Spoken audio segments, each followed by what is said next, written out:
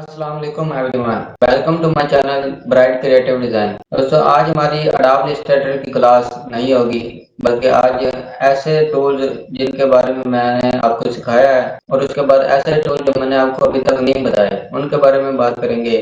और उसके बाद ग्राफिक डिजाइनिंग के अंदर अडोब इलस्ट्रेटर के ऊपर क्या क्या आपने चीज़ें सीखनी है उसके बारे में बात करेंगे। और आपको कुछ चीज़ें भी मैंने दिखानी है, उसे आप सरप्राइज समझ लें या कुछ और, लेकिन इंशाल्लाह आपको उन चीज़ों से बहुत ज़्यादा फायदा होगा। तो चलिए स्टार्ट करते हैं।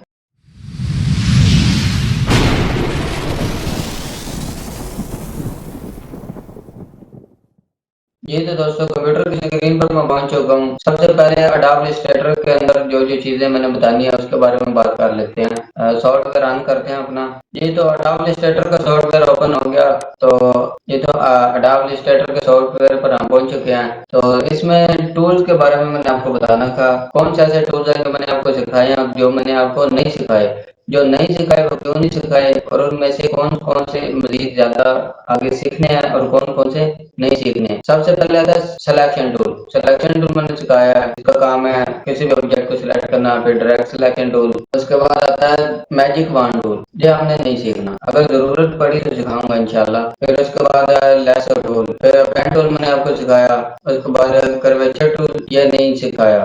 टाइप टूल मैंने आपको अभी तक नहीं सिखाया, लेकिन ये जरूरी है, ये लाजमी सीखना है, क्योंकि हमने ग्राफिक डिजाइनिंग सीखनी है। ग्राफिक डिजाइनिंग के अंदर कोई ना कोई चीज लिखनी तो है ना, किसी चीज के बारे में कि ये चीज क्या चीज है, यानी लोगो अगर बनाना है तो लोगो का नाम तो लिखना है। उसके बाद आता है रेक्टेंगुलर टूल, ये भी सिखाया मैंने आपको। ये लाइन सेगमेंट टूल, ये भी तकरीबन पेन टूल की तरह ही है, लेकिन इसका कोई और काम है, ये भी इंशाल्लाह मैं आपको सिखाऊंगा। और उसके बाद शेपर टूल, ये भी सिखाऊंगा, इसकी भी जरूरत पड़ सकती है। इरेजर टूल की भी जरूरत पड़ सकती है, ये भी सिखाऊंगा।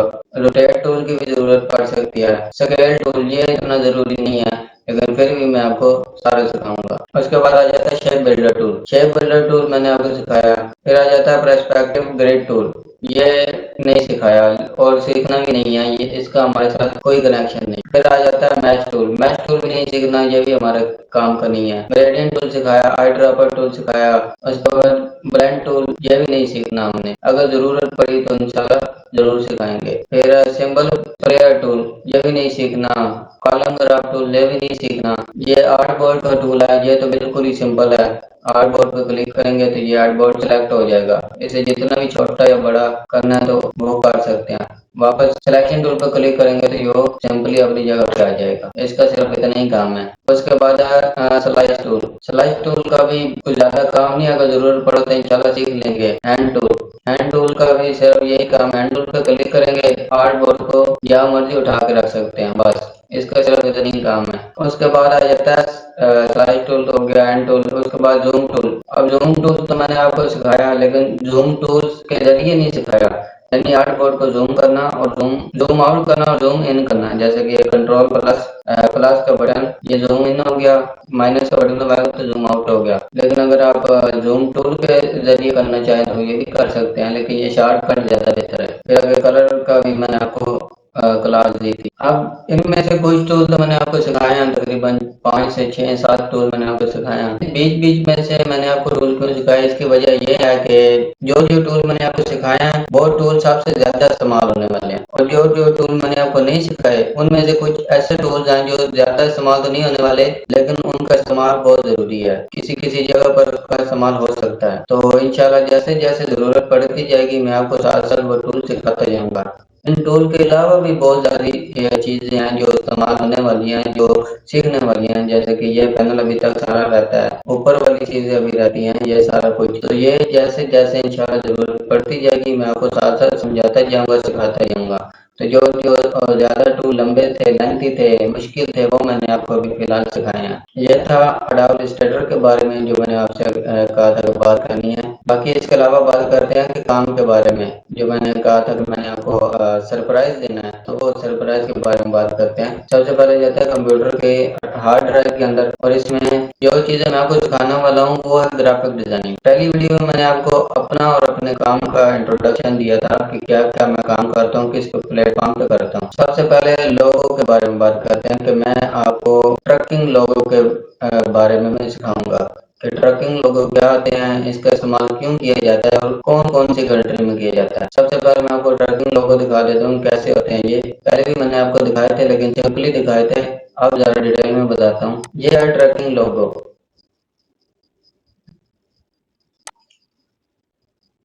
ट्रकिंग लोगो ये है 3JS ऑटो डिटेलिंग, यानी इस लोगो का जो मतलब है ना वो है कार वॉश करना। ठीक है, कार वॉश या कोई ट्रक वॉश, यानी ये वॉशिंग का काम करते हैं। ये है लॉजिस्टिक्स, यानी एक जगह से दूसरी जगह सामान पहुंचाने का काम है। अब ये सारा मट्टी उठाने का काम है।